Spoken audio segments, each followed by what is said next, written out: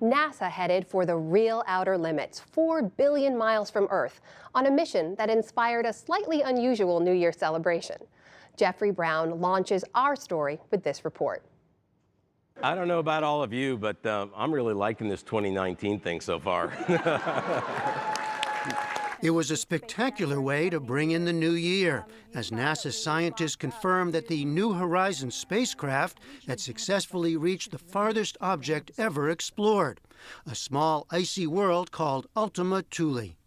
New Horizons arrived 3.5 years after it had flown past Pluto, and 13 years after the craft, the size of a minivan, first left Earth. We have liftoff of NASA's New Horizons. Ultima Thule is 1 billion miles farther than Pluto, located in what's called the Kuiper Belt, on the outer edge of our solar system.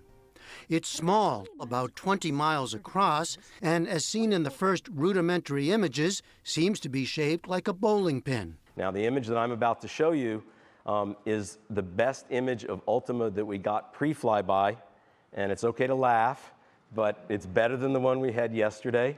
There it is. Meet Ultima.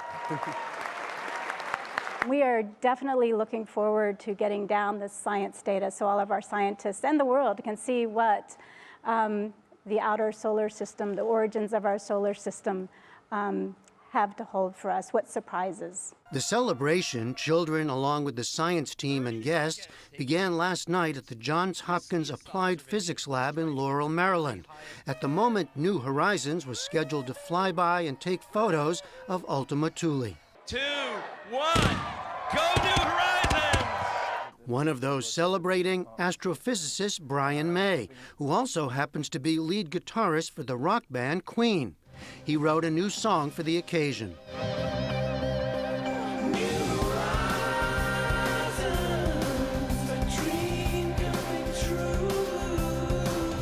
This mission to me represents more than the mission itself. It actually represents to me the spirit of adventure and discovery and inquiry which is inherent in the human spirit. New images of Ultima Thule are expected to be sent back to Earth in the coming days.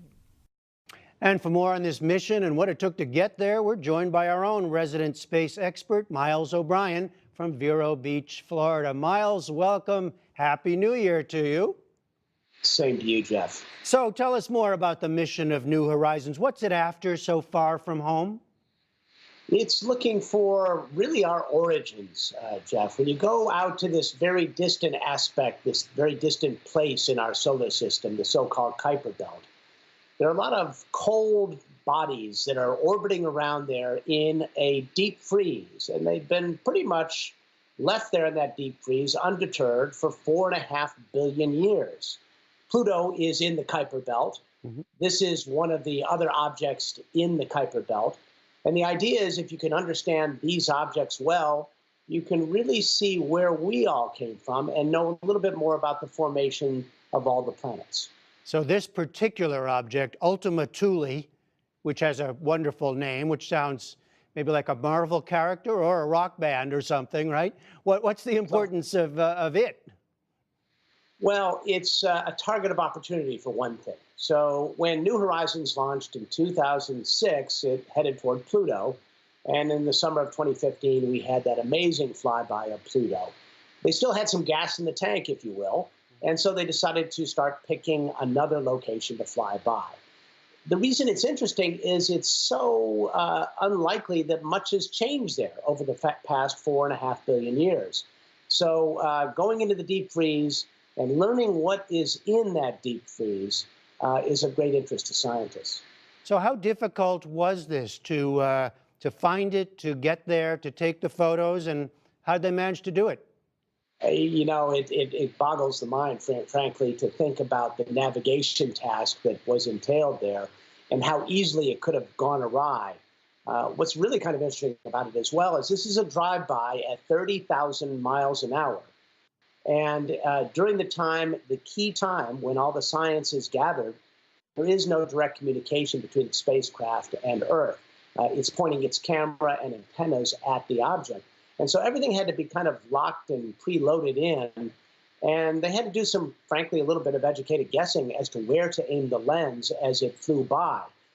We won't know for certain how well they did probably until tomorrow. You know, Miles, we did a remembrance the other night of the 50th anniversary of Apollo 8, the first manned mission to see the other side of the moon. And I was thinking about how that's a earlier age of space exploration. When you look at what they're doing now with a mission like this, put that in context. Where are we at these days? Well, this is the farthest body that has ever been explored by a spacecraft, and it's actually its second flyby.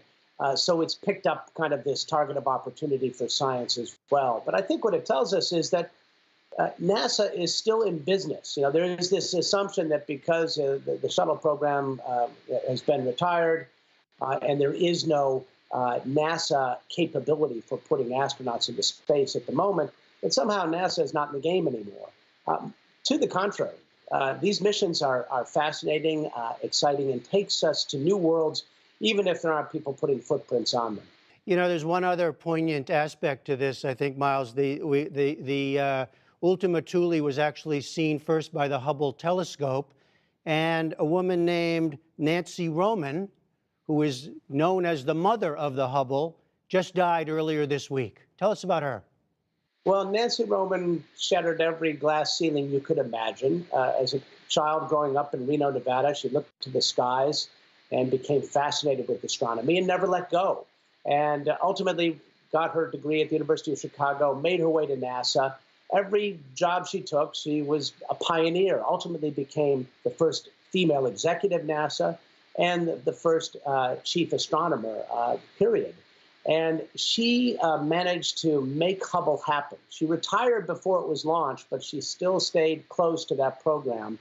And her memory lives on.